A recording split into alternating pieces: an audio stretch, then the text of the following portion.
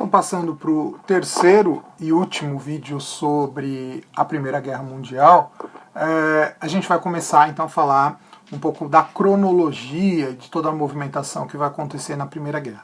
Talvez esse vídeo seja um pouquinho mais curto, mas ele é importante para a gente começar a entender as questões. Então, primeiro fazer uma correção. Eu falei que o assassinato do arquiduque francês, Francisco Ferdinando, tinha acontecido em 28 de julho de 1914. Acontece em 28 de junho, um mês antes. 28 de julho é quando a Áustria declara guerra à Sérvia. E assim tem início a Primeira Guerra Mundial.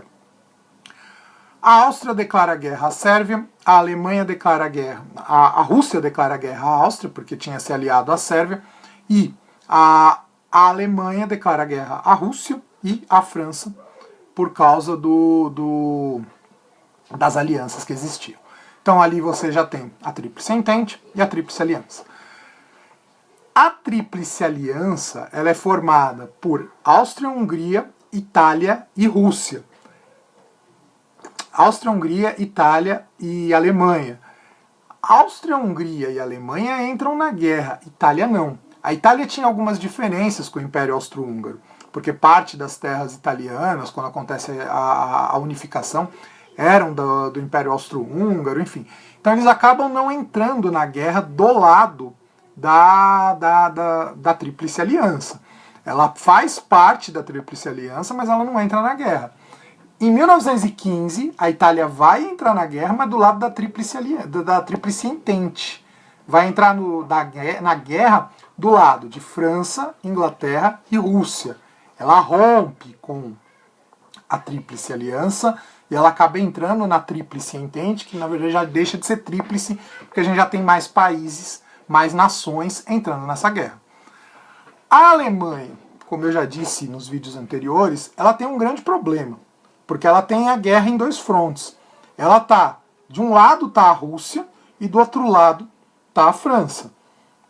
E a Inglaterra também um pouquinho ali mais para cima, fora do continente. Eu vou mandar para os meus alunos um mapa, tem uma série de mapas de uma coleção de livros que eu tenho sobre a Primeira Guerra Mundial. Eu vou mandar, na verdade, quando vocês estiverem vendo esse vídeo, vocês já vão ter recebido, porque eu vou postar lá no Classroom para vocês. Mas para quem por um acaso não for meu aluno e estiver assistindo o vídeo, vocês têm como encontrar isso na internet facilmente. Para quem não tem aí muita noção do mapa da Europa. Então a Europa, ou melhor, a Alemanha, ela está no meio, tanto a Alemanha quanto a Áustria, o Império Austro-Húngaro, são duas potências centrais, e elas estão em guerra com em duas frontes. A fronte oriental com a Rússia e a fronte ocidental com a França e a Inglaterra. No fronte oriental, primeiro começa que assim, a Áustria declara guerra contra a Sérvia, mas começa perdendo. É interessante que isso vai ser uma coisa que vai acontecer muito parecida depois lá na Segunda Guerra Mundial. A Itália tenta invadir os Balcãs, a Grécia, e também perde, o que dá trabalho para a Alemanha, porque tem que socorrer a Itália. Na Primeira Guerra Mundial acontece algo muito parecido. O Império Austro-Húngaro tenta invadir a Sérvia, mas vai ser derrotado. Vai ser derrotado na batalha, eu coloquei o nome aqui, na batalha, cadê? Bom, eu não pus o nome da batalha, mas enfim, em agosto de 1914, o Império Austro-Húngaro é derrotado, as tropas sérvias vencem as tropas da Áustria. E já começa a primeira dificuldade. O grande plano da Alemanha era o quê? Era invadir rapidamente a França, porque as tropas russas elas demorariam mais para chegar na fronteira com a Alemanha. Na verdade não existia propriamente uma fronteira entre o Império Húngaro, entre o Império Russo e a Alemanha, mas enfim, naquelas regiões ali meio inóspitas e tal, meio tensas, de regiões que eram Polônia, tal, enfim. Demoraria para as tropas chegarem da Rússia para a Alemanha.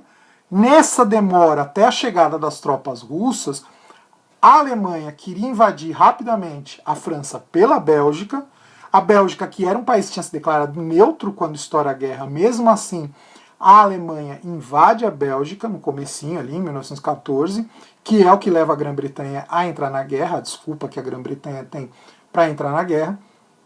E com isso, a Inglaterra e a França têm que lidar com a invasão alemã. O problema é que assim, o plano alemão não dá tão certo. O plano alemão não dá tão certo.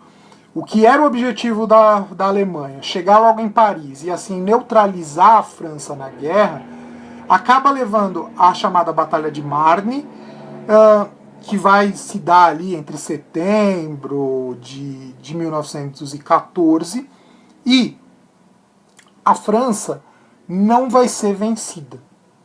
Vai ser o momento em que vai estourar a chamada a Batalha Guerra de Trincheiras. Essa guerra de trincheiras, ela vai ser meio que a essência do que é a Primeira Guerra Mundial, principalmente na frente ocidental. Então essa frente que é formada, de um lado, entre França e ingleses, né, acontece a batalha na França, em territórios franceses, e com o suporte dos ingleses, e do outro lado, os alemães, vai se gerar a chamada Guerra de Trincheira. Guerra de trincheira basicamente, se constroem trincheiras, valas nos territórios ali, e aí você tem tropas de um lado, tropas do outro, e fortemente armadas, uso de bombas, uso de gases e tal. E praticamente de 1915 até 1917 não tem grandes movimentações.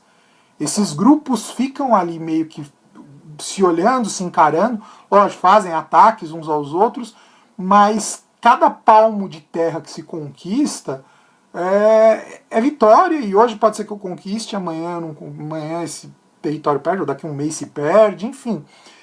A Primeira Guerra Mundial, ela vai ser muito caracterizada, principalmente na frente ocidental, pela Batalha de Trincheiras. Na frente ocidental, na frente oriental, que é lá a Alemanha contra a Rússia, a Alemanha leva vantagens.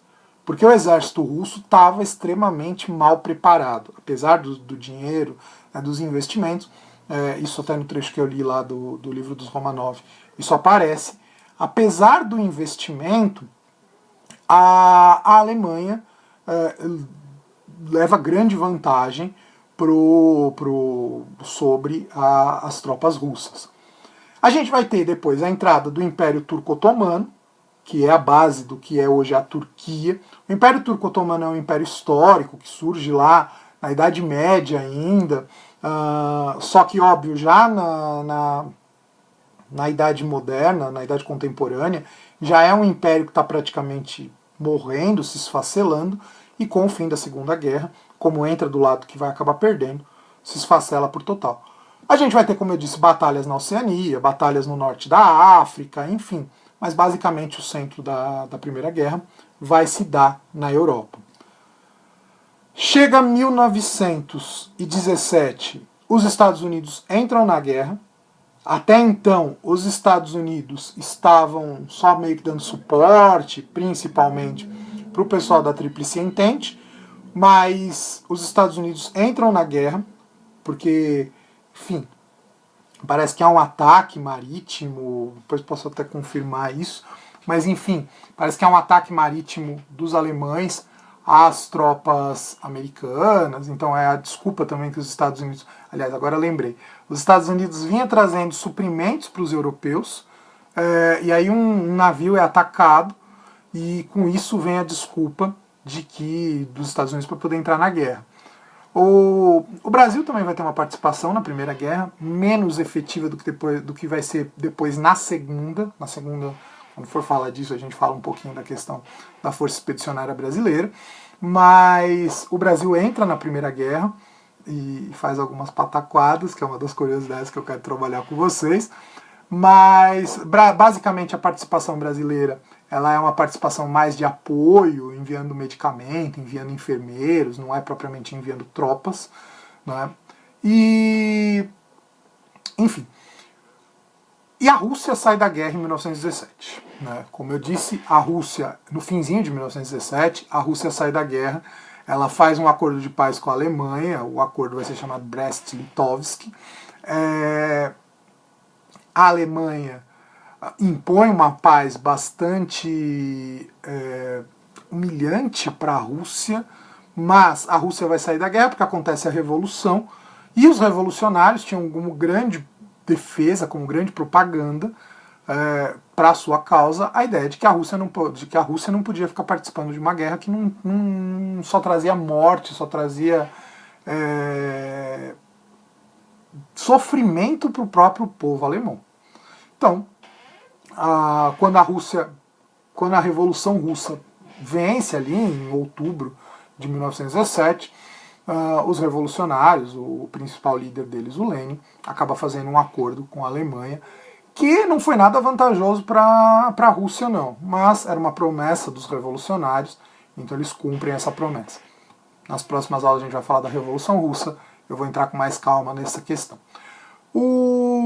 A Alemanha, ela vai resistir até o fim de 1918. Em 1918, em novembro, 11 de novembro de 1918, a Alemanha assina um armistício porque já não conseguia mais suportar a guerra. A grande verdade é que a guerra ela pretendia ser uma guerra de destruição total. Ela não sossegaria, um dos lados não sossegaria enquanto não conseguisse destruir totalmente o outro. No caso, o lado que acabou não aguentando foi a Alemanha. A Alemanha praticamente lutando sozinha, porque todos os seus aliados já estavam mais que enfraquecidos, a Alemanha acaba meio que jogando a toalha porque ela não tem mais condições. Veio o Tratado de Versalhes. O Tratado de Versalhes é o tratado que impõe a paz, é o tratado feito entre os alemães e as potências europeias, e ele é uma grande humilhação à Alemanha. Né? A Alemanha sai totalmente destruída. Sai totalmente, não só destruída no sentido físico, mas também destruída no sentido econômico. A Alemanha é obrigada a entregar para a França de novo a Alsácia e Lorena, que ela conquistou lá na década de 70 do século XIX. Ela é obrigada a pagar indenizações para os países que foram vencedores, principalmente a Inglaterra e a França. A Rússia, obviamente, como passa por uma revolução comunista, vai ser meio que jogada de escanteio nas negociações de paz. E a Alemanha é proibida de se rearmar novamente. Na verdade, a Alemanha ela passa no finzinho da guerra por uma revolução. Ela era um império, tinha um Kaiser, né, que era o grande líder alemão.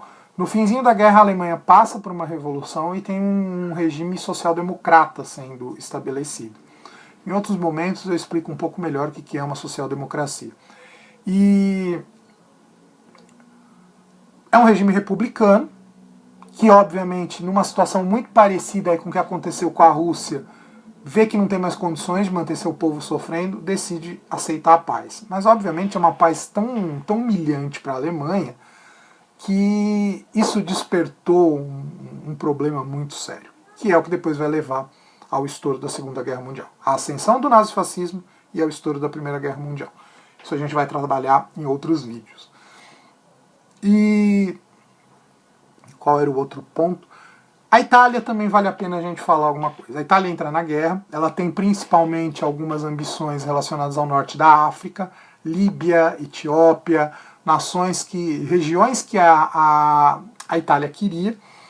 E quando termina a guerra, a Itália não recebe nada. Ela não recebe nenhum grande espólio aí da guerra. Então, óbvio, isso também vai fazer com que haja um sentimento de revolta menos intenso do que foi na Alemanha, surgindo na Itália. Outras consequências da guerra para a gente falar rapidamente. O Império Austro-Húngaro ele é totalmente pulverizado. Surge uma série de países que vão substituir o Império Austro-Húngaro. O Império Austro-Húngaro, como ele era um império de grande extensão e que reunia várias nacionalidades, essas várias nacionalidades se tornam diversos países. Se a gente pega o mapa europeu antes e depois da guerra, vocês vão ver que vão surgir uma série de países ali que eram a herança aí do Império Austro-Húngaro. Surgem alguns países onde era a região da Rússia, né, regiões que eram dominadas pela Rússia por causa do Tratado Brest-Litovsk, E, enfim, o mapa europeu ele passa por grandes mudanças depois disso tudo, depois de toda a Primeira Guerra Mundial. E a gente tem um grande enfraquecimento da Europa como um todo. A verdade é que assim, foi o grande, não se trata de quem ganhar ou perder, no fim todo mundo vai perder. Foi isso que acabou acontecendo, com exceção dos Estados Unidos, que foi o país que saiu mais incólume aí. Enviou tropas, mas a guerra não aconteceu dentro dos Estados Unidos. Então, os Estados Unidos saem incólume e passa a vender os seus produtos para os países europeus. Afinal, a Europa está totalmente arrasada depois da Segunda Guerra Mundial, depois da Primeira Guerra Mundial. Então, para atender o consumo europeu, só tem um jeito: é começar a comprar dos Estados Unidos. Isso vai ser um dos grandes motivos para gerar a crise de 1929. Basicamente, eu acho que são essas as grandes consequências. Duas curiosidades que eu quero falar sobre a Primeira Guerra Mundial. A primeira delas, em 1914, que foi quando se formou lá as primeiras trincheiras, que de um lado tinham alemães, do outro lado britânicos, no finzinho do ano, na época do Natal, os alemães e os ingleses fizeram uma trégua não oficial para confraternizar, né? Então, a guerra estava começando ainda, era 1914, a guerra começou em julho, então tinha passado 6 meses de guerra. Os alemães e os ingleses confraternizam, né, param a batalha no dia de Natal e fazem uma confraternização. É interessante para a gente ver como que a guerra ela tinha no começo uma coisa, sei lá, não sei como classificar, mas uma coisa mais amistosa. Depois isso foi se perdendo, porque, enfim, a coisa foi se tornando tão intensa que as rivalidades foram ficando mais fortes. Segunda coisa, né, que aí com ela eu termino, a participação do Brasil na Segunda Guerra Mundial, na Primeira Guerra Mundial. O Brasil vai entrar numa batalha chamada Batalha das Toninhas, que é uma batalha que, na verdade, não foi uma batalha. As tropas, os navios brasileiros estavam ali fazendo uma espécie de patrulha no mar Mediterrâneo e, de repente, avistam, era noite, avistam alguma coisa que eles acreditavam que fossem os periscópios dos submarinos e começam a bombardear, né, começam a atirar. E, de repente, quando vai ver, o que eles mataram foram acho que é cardume, eu não vou saber qual que é o coletivo aí, mas um cardume de golfinhos, de toninhas, que é um tipo de golfinho. Então, uma das grandes participações do Brasil na guerra foi matar um cardume de golfinhos. Com isso eu encerro aqui esse terceiro vídeo sobre a Primeira Guerra Mundial. E, enfim, fica aí para vocês um cenário para a gente poder entender. A Primeira Guerra Mundial, ela praticamente não termina, ela é abortada. E é o que vai dar origem depois à Segunda Guerra Mundial. Com isso, eu encerro.